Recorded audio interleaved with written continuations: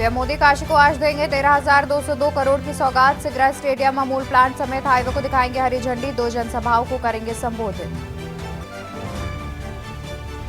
PM Modi 554 railway स्टेशनों का करेंगे शिलान्यास। अमृत भारत योजना के तहत हो रहा निर्माण, निबंध लेखन और पेंटिंग प्रतियोगिता का भी आयोजन।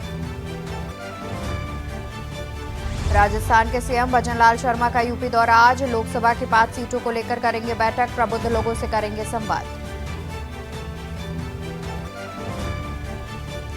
5 फरवरी को आगरा में कांग्रेस नेता राहुल गांधी की भारत जोड़ो न्याय यात्रा। सपा अध्यक्ष अखिलेश यादव होंगे शामिल।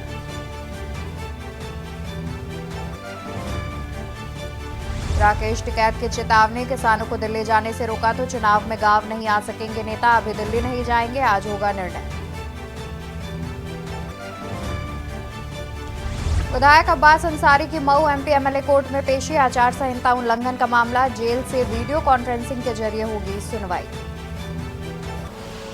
आप देख रहे हैं के न्यूज, खबरों का सारथी।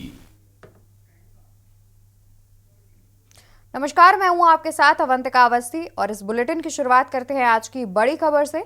खबर वाराणसी से बता दें, जहां पर प्रधानमंत्री नरेंद्र मोदी के काशी दौरे का आज दूसरा दिन है।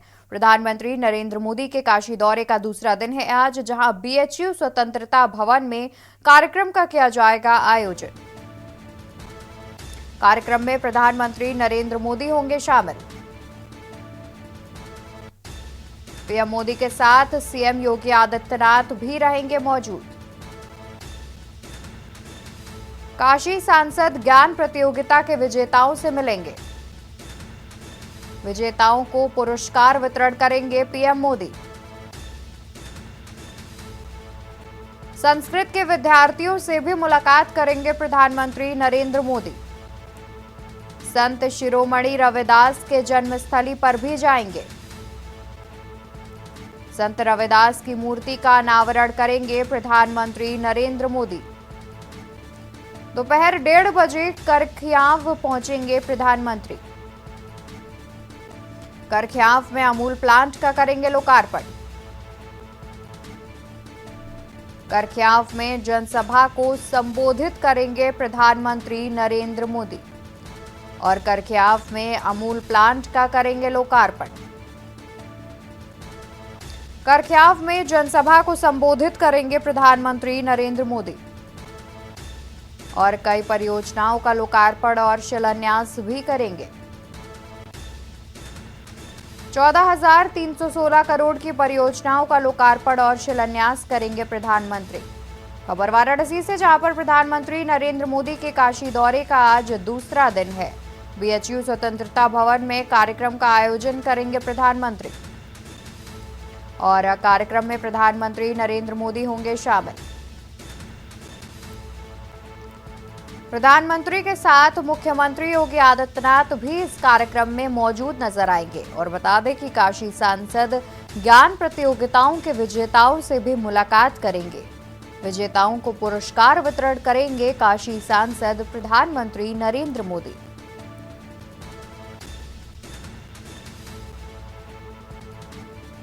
और बात करते हैं प्रयागराज की, जहां पर श्री कृष्ण जन्मभूमि और शाही ईदगाह विवाद मामला। आज भी इलाहाबाद हाईकोर्ट में मामले की होगी सुनवाई। मंदिर पक्ष के वकील आज हाईकोर्ट के सामने रखेंगे अपना पक्ष। मंदिर पक्ष के वकील आज हाईकोर्ट के सामने रखेंगे अपना पक्ष। कल मस्जिद कमेटी के वकीलों ने कोर्ट में बहस की थी। मंदिर पक्ष के वकील आज हाईकोर्ट के सामने रखेंगे अपना पक्ष। कल मस्जिद कमेटी के वकीलों ने कोर्ट में की थी बहस। मथुरा में सिविल वाद की पोषणीयता पर सवाल खड़े किए थे। मथुरा में दाखिल 18 अलग अलग मामलों की हाईकोर्ट में हुई थी सुनवाई।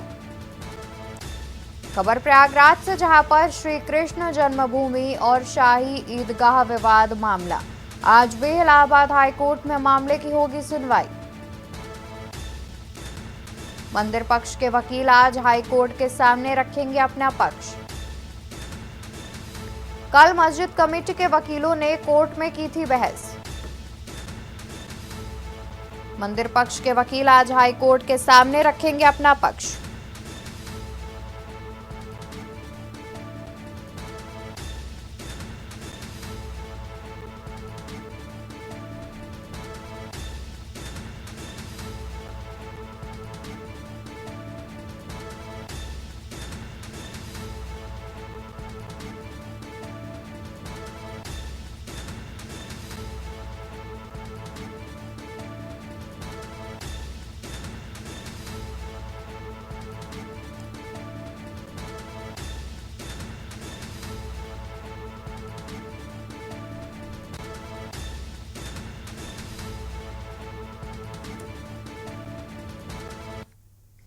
और यहाँ रुकेंगे एक ब्रेक के लिए, जल्द हाजिर होंगे। की न्यूज, खबरों का सारथी।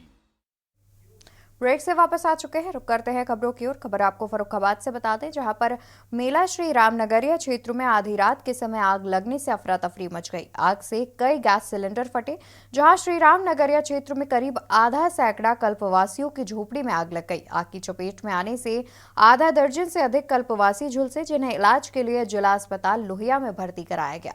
घटना की सूचना मिलने पर जिलाधिकारी डॉक्टर विजय कुमार सिंह और एसपी विकास कुमार ने जिला अस्पताल लोहिया पहुंचकर आग से झुलसे मरीजों से घटना के बारे में जानकारी ली।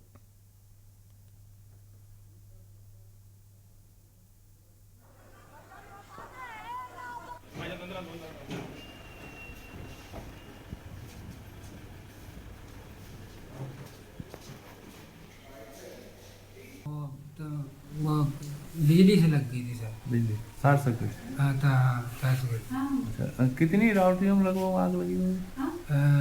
उसको लगभग 30-40 राउटी जली। क्या स्थिति?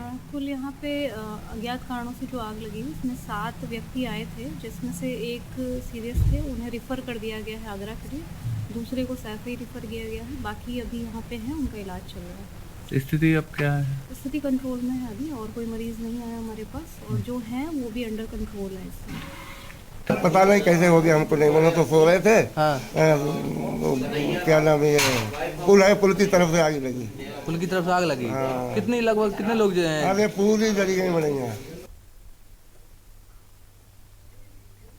तो बात करते हैं राजधानी लखनऊ के, जहां पर विनय शंकर तिवारी के आवास पर छापेमारी। सपा नेता के ठिकानों पर ईडी की छापेमारी। 3 राज्यों के 12 ठिकानों पर छापेमारी की कार्रवाई की जा रही है। सपा नेता के ठिकानों पर ईडी की छापेमारी। 3 राज्यों के 12 ठिकानों पर छापेमारी। 1000 करोड़ के बैंक लोन घोटाले पर ईडी की छापेमारी। 3 राज्यों के 12 ठिकानों पर छापेमारी और 1000 करोड़ के बैंक लोन घोटाले पर ईडी की छापेमारी। विनय शंकर तिवारी की कंपनी ने ले रखे हैं कई बैंकों से लोन। लखनऊ, गोरखपुर समेत कई ठिकानों पर ईडी की छापेमारी। खबर राजधानी लखनऊ से, जहां पर विनय शंकर तिवारी के आवास पर छापेमारी की कार्रवाई की गई है। सपा नेता के ठिकानों पर ईडी की छापेमारी हुई है। तो बड़ी जानकारी आपको बता रहे हैं, जहां पर 3 राज्यों के 12 ठिकानों पर ईडी की छापेमारी हुई है और 1000 करोड़ के बैंक लोन घोटाले पर ईडी की हुई है छापेमारी। 3 राज्यों के 12 ठिकानों पर ईडी ने की है छापेमारी की कार्रवाई। 1000 करोड़ के बैंक लोन घोटाले पर ईडी की छापेमारी। विनय शंकर तिवारी की कंपनी ने ले रखे हैं कई बैंकों से लोन। लखनऊ, गोरखपुर समेत कई ठिकानों पर हुई है छापेमारी की कार्रवाई। विनय शंकर तिवारी के आवास पर छापेमारी। खबर हम आपको राजधानी लखनऊ से बता रहे हैं, जहां पर सपा नेता के ठिकानों पर ईडी ने की है छापेमारी की कार्रवाई। 3 राज्यों के 12 ठिकानों पर छापेमारी की कार्रवाई की गई है। 1000 करोड़ के बैंक लोन घोटाले पर ईडी ने मारा है सपा नेता के घर पर छापा और 3 राज्यों के कुल 12 ठिकानों पर ईडी ने छापेमारी की कार्रवाई की है। 1000 करोड़ के बैंक लोन घोटाले पर ईडी की छापेमारी। विनय शंकर तिवारी की कंपनी ने ले रखे हैं कई बैंकों से लोन।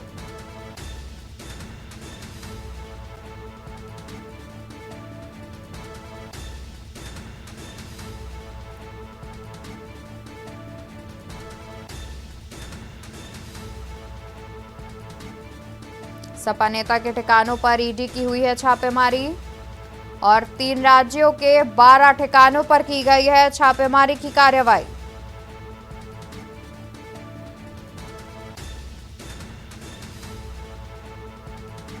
तीन राज्यों के 12 ठिकानों पर की गई है छापेमारी।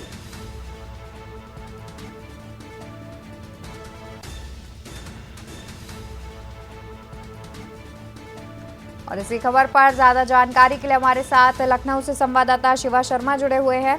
शिवा, देखा जाए तो सपा नेता के घर पर आज छापेमारी की कार्रवाई की गई है, जिनके करीब 3 राज्यों में 12 ठिकानों पर छापेमारी की गई है। क्या कुछ अधिक अपडेट है? देखिए, समाजवादी पार्टी के बड़े नेता है विनय शंकर तिवारी और गोरखपुर में इनका आवास है। और ये बताया जा रहा है कि जो गंगोत्री इंटरप्राइजेज जो इनकी कंपनी है, जिसके कंस्ट्रक्शन के काम उत्तर प्रदेश और अन्य राज्यों में इनको मिलते रहते हैं, उस पे तकरीबन 10 से 12 बैंकों से इन्होंने 1000 करोड़ से ज्यादा का ऊपर का लोन लिया था। और उसी लोन को अदा न कर पाने के चलते ईडी ने पिछले कुछ समय पहले एक FIR दर्ज की थी और आज ईडी ने पहली कार्रवाई शुरू करते हुए छापेमारी शुरू की है। और ये बताया जा रहा है न सिर्फ उत्तर प्रदेश बल्कि 3 राज्यों में 12 ठिकानों पर छापेमारी की जा रही है, जिसमें राजधानी लखनऊ का इनका एक आवास है, वो गोरखपुर में जो गोरखनाथ हाथे पे जो इनका आवास है, जिसपे इनके भाई भी रहते हैं, उनसे भी पूछताछ की जा रही है। भीष्म शंकर तिवारी जो इनके पिता है फिलहाल नहीं है, हरिशंकर तिवारी जो पूर्वांचल के बाहुबली नेता थे, और उनके दोनों ये बेटे हैं भीष्म तिवारी और विनय शंकर तिवारी, दोनों ही समाजवादी पार्टी में है। तो एक बड़ा कद है इन लोगों का, बड़े नेता है। और ऐसे में जब इन्होंने 22 की 2000 विधानसभा चुनाव था, तब उन्होंने समाजवादी पार्टी विनय शंकर तिवारी ने बड़े ही बलचल के साथ तकरीबन 500 से ज्यादा गाड़ियां उनके लखनऊ में आकर के समाजवादी पार्टी को ज्वाइन किया था। तो ऐसे में उनके ऊपर निगरानी भी रखी गई थी कि जो उनकी कंपनीज हैं किस तरीके का काम करती है। और ऐसे में देखा गया कि जब 1000 करोड़ से ज्यादा का जो लेन देन था उन्होंने बैंकों से अदा नहीं किया था, तो उस पूरे मामले पर एनफोर्समेंट डायरेक्टरेट की दिल्ली की टीम की ये पूरी कार्रवाई जो है वो लखनऊ के साथ साथ अन्य 13 ठिकानों पर चल रही है। बिल्कुल। और शिवा, देखा जाए तो जिस तरीके से जब ईडी कार्रवाई करती है तो विपक्ष के जो नेता होते हैं या जो वरिष्ठ नेता होते हैं, उनका हमलावर लगातार देखा जाए तो बीजेपी की ओर रहता है। उनका कहना रहता है कि ये बीजेपी कार्रवाई करा रही है और चुनाव आ रहे हैं, तो उससे पहले ये बीजेपी की साजिश है। तो क्या अभी तक इस प्रकार का कोई बयान समाजवादी पार्टी की ओर से आया है? देखिए, अभी तो किसी भी तरीके की प्रतिक्रिया नहीं आई है, क्योंकि जिन जिन जगह पे इनके ठिकानों पर छापेमारी की गई है वहाँ पूरी तरीके से किसी भी टेलीफोनिक का इस्तेमाल होना, लोगों से बातचीत करना, ये सभी एनफोर्समेंट डायरेक्टरेट के अफसर इस बात सुनिश्चित कर रहे हैं कि ना किसी मीडिया कर्मी से ना अन्य किसी व्यक्ति से लोग बातचीत कर सके। लेकिन जरूर ये हर बार कहा जाता है विरोधी पार्टी की तरफ से कि जब उनके ऊपर IT या इनकम टैक्स या एनफोर्समेंट डायरेक्टरेट की तरीके की कार्रवाई होती है तो हमेशा सत्ताधारी पार्टी को वो लोग इसका इल्जाम झेलते हैं। लेकिन गंगोत्री इंटरप्राइजेज जो उनकी कंपनी है, वो तकरीबन 12 से 14 साल में अगर 1000 करोड़ से ज्यादा का जो लेन देन है वो बैंक से लोन के जरिए ले चुकी है, तो उस रकम को भी अदा करना चाहिए था। ऐसे में ये पिछले कई समय से तकरीबन 5-6 सालों से देखा जा रहा था कि उनको कई नोटिस सर्व हुई विनय तिवारी और उनके जो अन्य डायरेक्टर हैं जो बोर्ड के, उन लोगों ने उस नोटिस का ना कोई जवाब दिया, ना बैंक का लोन अदा करने की कोशिश की। और उसी के चलते जो बैंक लोन की जो बैंक की कंपनीज थी, उन्होंने इस पूरे मामले पर एक कार्रवाई सुनिश्चित करना चाहिए। और अब एनफोर्समेंट डायरेक्टरेट ने केस दर्ज करने के बाद ये पूरी छापेमारी की है, ताकि जो 1000 करोड़ का जो लेन देन है उससे जुड़े जो ब्यौरे हैं, जो संपत्ति है, उनको जब्त करने की कार्रवाई जो है उसको शुरू किया जाए। तो उसी के तहत ये पूरी कार्रवाई है ईडी की, एनफोर्समेंट डायरेक्टरेट की दिल्ली की तरफ से। तो जरूर इस बात को सुनिश्चित किया जाएगा कि जिन 13 ठिकानों पर इनकी छापेमारी की गई है, वहां उन 1000 करोड़ से संबंधित जो उनका लेन देन हुआ है पिछले कई सालों से, उससे जो संपत्ति है, जो उनका ब्यौरा है, उसको इकट्ठा किया जाए और उसको सील करने की कार्रवाई पूरी की जाए। बिल्कुल, बहुत शुक्रिया आपका ज्यादा जानकारी हमारे दर्शकों तक पहुंचाने के लिए।